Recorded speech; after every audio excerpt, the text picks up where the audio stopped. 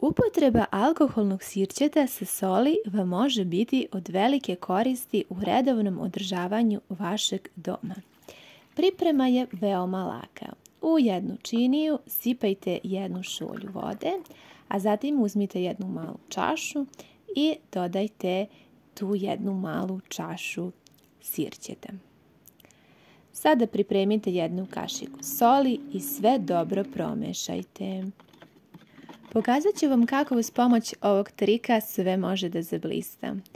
Uzmite jedan sunđer, dobro ga namočite, pripremite vaše stakleno posuđe.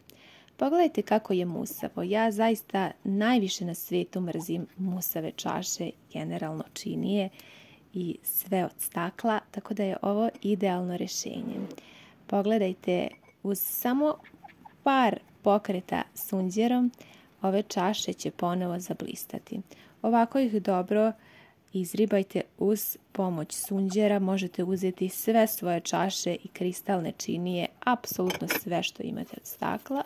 Sada ovako uzmite i dobro isperite. Već dok perete vidjet ćete koliko se vaše čaše sjaje.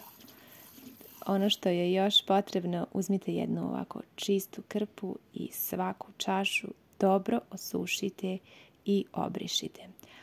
Ovo će vaše stakleno posuđe učiniti kao novo i neverovatno sjajno.